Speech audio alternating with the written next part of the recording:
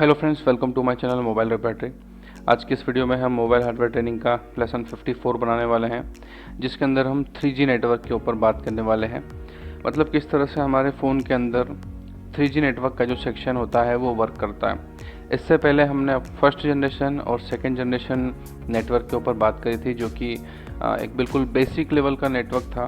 जैसे कि first generation के अंदर ओनली कॉलिंग होती थी और सेकेंड जनरेशन के अंदर कॉलिंग, एसएमएस और लो स्पीड में इंटरनेट भी जो है शुरू हो चुका था।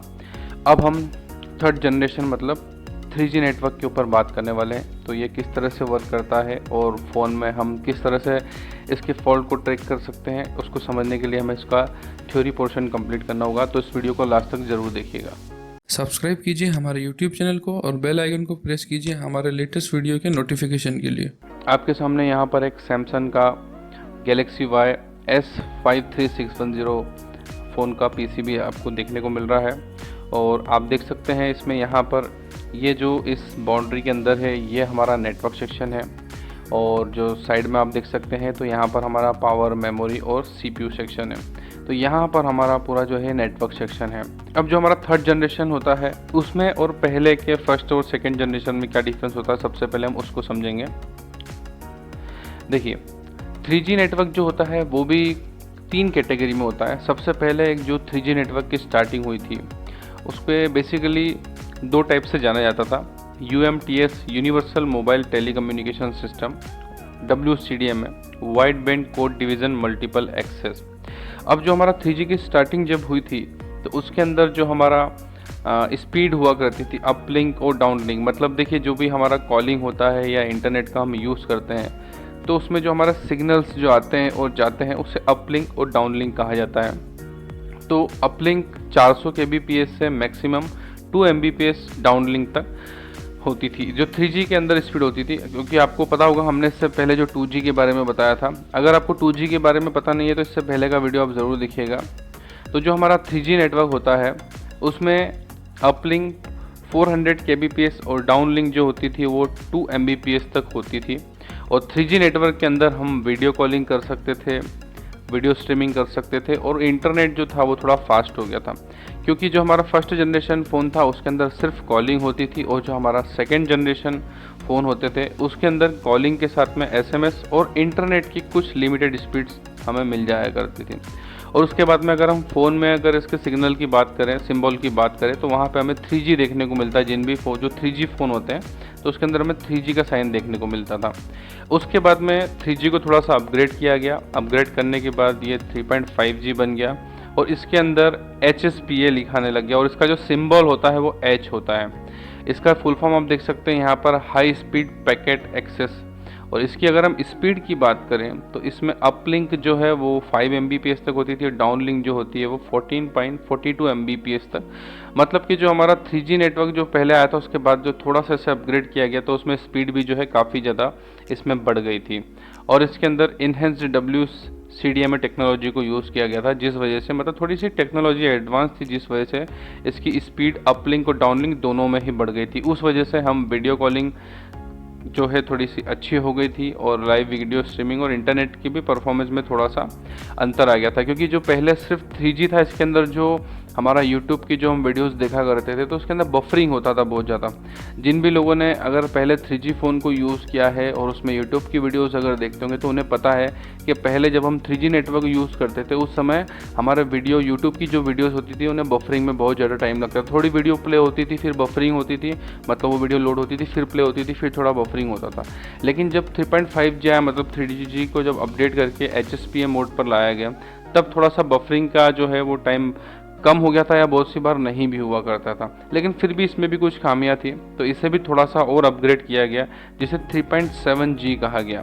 और इसके लिए अगर हम देखें तो वहाँ पर HSPA प्लस मतलब high speed packet access advance, मतलब ये 3.5 से थोड़ा सा एडवांस था। इसमें थोड़ा सा और इसे अपग्रेड किया गया। तो इसका जो सिंबल आता है फ़ोन के अंदर, अगर आप अपने नेटवर्क बार में देखेंगे तो वहाँ पे H+ लिखा आता है। देखिए, जो सिंबल होते हैं ये नेटवर्क का मोड बताता है। आप देख सकते हैं हमारे फ़ोन में जो इस तरह से नेटवर्क का हमारा सिग्नल मिलते हैं वहाँ पर साइड में इस तरह से साइन बने हुए आते हैं।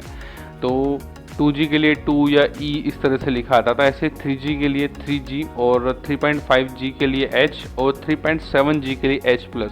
आपके फ़ोन में कभी भी अगर आपको ये साइन देखने को मिलता है H+, इसका मतलब आपका फ़ोन का जो नेटवर्क है वो 3.7G पर चल रहा है। अगर H देखने को मिलता है इसका मतलब 3.5G पर चल रहा है। अगर 3G देखने को मिलता है मतलब आपका हैंडसेट जो है वो 3G मोड पर चल रहा है, और उनकी जो स्पीड और परफॉर्मेंस होगा वो इसके अकॉर्डिंग ही आपको मिलेगा। और देखिए जितने भी जो फ़ोन होते हैं उसमें नेटवर्क के लिए अभी लेटेस्ट फ़ोन के अंदर WTR IC यूज़ की जा रही है, जिसे हम ट्रांस रिसीवर IC कहते हैं। आप देख सकते हैं यहाँ पर बहुत से लोग इसे वायरलेस ट्रांस रिसीवर IC इस तरह से भी कहते हैं इसके फुल फॉर्म को।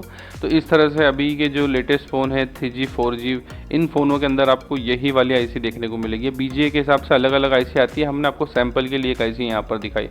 अब इन IC के पिन के अंदर किस तरह से हमारा 3.5G 3G या UMTS ये किस तरह से वर्क करता है, इसके ऊपर हम इसे स्कीमेटिक डायग्राम की मदद से समझ जाने की कोशिश करेंगे।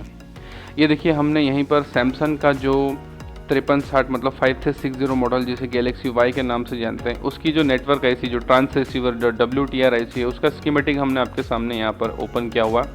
अब यहाँ पर देखिए जो हमारी IC है उसमें यहाँ पर TX और RX के पॉइंट हैं।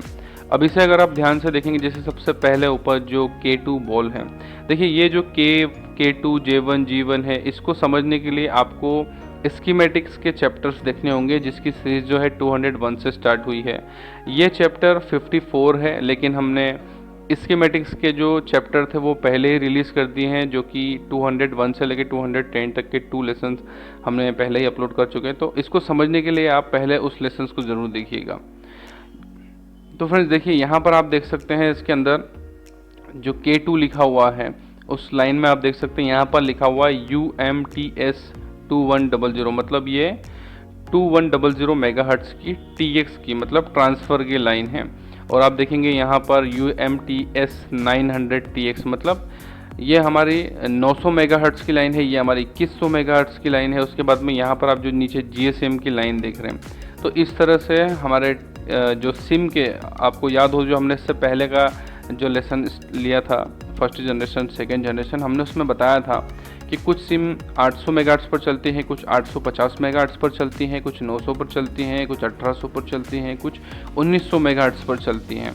तो इसलिए हमारे फ़ोन के अंदर जो यहाँ पर अलग अलग मेगाहर्ट्ज़ की लाइन होती है, आपने देखा होगा कभी कभार हमारे फ़ोन के अंदर नेटवर्क नहीं आता है, हम नेटवर्क को जब मैनुअली सर्च करते हैं फ़ोन की सेटिंग में जाकर, तो वहाँ पर इस तरह से आपको देखने को मिलता है, या फिर सिम के नाम लिखे आते हैं या फिर मेगाहर्ट्ज़ की स्पीड्स वहाँ पर लिखी आती है।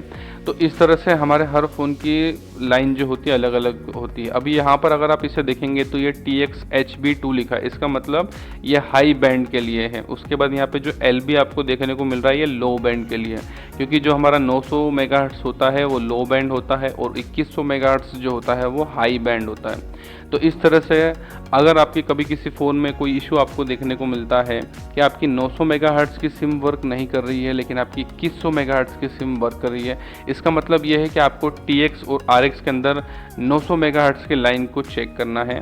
उसमें लगने वाले सभी कंपोनेंट जैसे रेजिस्टेंस, कैपेसिटर, कॉइल वगैरह को आपको चेक करना है कि कहीं पर या तो कोई कंपोनेंट शॉर्ट ओपन हो चुका है या लाइन ब्रेक हो गई है या IC से आने वाले सिग्नल्स नहीं मिल रहे। उनके सिग्नल्स को चेक करने के लिए हमें DSO मशीन का यूज़ करना पड़ता है, जिसे हम आगे आने वाले लेसन्स में कवर करने वाले हैं। इस लाइन डायग्राम को देख करके आपको समझ में आ गया होगा कि किस तरह से हमारे फ़ोन की जो ट्रांस रिसीवर IC होती है, जिसे हम WTR के नाम से या नेटवर्क IC के नाम से जानते हैं, उसमें हर बेसबैंड के हिसाब से मतलब जो हमारा 900 मेगाहर्ट्ज़, 850 मेगाहर्ट्ज़ या 2100 मेगाहर्ट्ज़ होता है, इस तरह से उसकी लाइनें बनी होती हैं। अगर आप यहाँ पर RX में देख रहे हैं तो यहाँ पर भी देखिए 2100 की RX1 RX2 की लाइन है।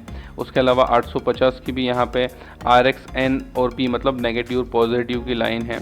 इस तरह से यहाँ पर 900 मेगाहर्ट्ज़ की भी RX की पॉजिटिव नेगेटिव की लाइन बनी हुई है। तो इस तरह से किसी भी फ़ोन के अंदर अगर हमारा 3G नेटवर्क में अगर इशू आता है, उसका मतलब इन्हीं लाइन में कहीं ना कहीं से कुछ इशू होगा। अगर आपके सारी ही लाइन में इशू आ रहा है, मतलब जैसे कि हमने एग्जांपल दिया कि अगर आपकी 800 या 900 मेगाहर्ट्ज़ की सिम चल रही है और 2100 मेगाहर्ट्ज़ की नहीं चल रही, तो आपको 2100 मेगाहर्ट्ज़ की लाइन पे स्पेशली फोकस करना है या उससे रिलेटेड कंपोनेंट के ऊपर करना है। लेकिन अगर आपके सारी ही सिम नहीं चल रही है, इसका मतलब आपकी या तो IC डीसोल्डर हो गई है या फिर इसे पावर नहीं मिल रहा है या फिर आपकी आईसी ख़राब हो चुकी है, वो ट्रबल शूटिंग के पार्ट में हम इसे कवर करेंगे कि किस तरह से हम फॉल्ट को ट्रेस करते हैं कि हमारे आईसी ड्राई सोल्ड है या फिर ख़राब हो चुकी है, या फिर उसे पावर आईसी से या बाकी सीपीयू से कहीं से किसी आईसी से उसे ऐसे सिग्नल या ऐसी सप्लाई नहीं मिल रही जिस वजह से वो वर्क नहीं कर रही है। तो इसे तो हम आगे आने वाले लेसन्स में कवर करेंगे। अभी हमने आपको एक 3G फ़ोन के जो इंटरनली उसकी आईसी और उसकी जो लाइंस होती है वो किस तरह से वर्क करती है, इस वीडियो में हमने आपको दिखाने की कोशिश करी। तो फ्रेंड्स, उम्मीद करते हैं इस वीडियो से आपको 3G नेटवर्क के बारे में समझ में आ गया होगा कि किस तरह से हमारी 3G आईसी जो होती है वो काम करती है अलग अलग बैंड पर, लो बैंड पर, हाई बैंड पर। और इससे रिलेटेड अगर आपके कोई भी इशू है तो इस वीडियो पर आप कमेंट कर सकते हैं, हम 101% आपका जवाब देंगे। और इस वीडियो में अगर आपके 3G नेटवर्क से रिलेटेड जो भी डाउट्स अभी मन में आ रहे हैं तो उसके लिए आप निश्चिंत रहिए, क्योंकि आगे आने वाले लेसन्स जो हैं उसका जब हम इसके ऊपर प्रैक्टिकल वीडियोज़ भी बनाएंगे उसमें आपके सारे डाउट्स क्लियर हो जाएंगे। फिर भी अगर आपको कोई डाउट है तो आप इस वीडियो पर बिल्कुल कमेंट कर सकते हैं। वीडियो अच्छा लगा हो तो लाइक कीजिए, हमारे चैनल को सब्सक्राइब कीजिए, क्योंकि इस तरह की नॉलेजेबल वीडियो हम हमारे व्यूअर्स के लिए बनाते रहते हैं। Thanks for watching.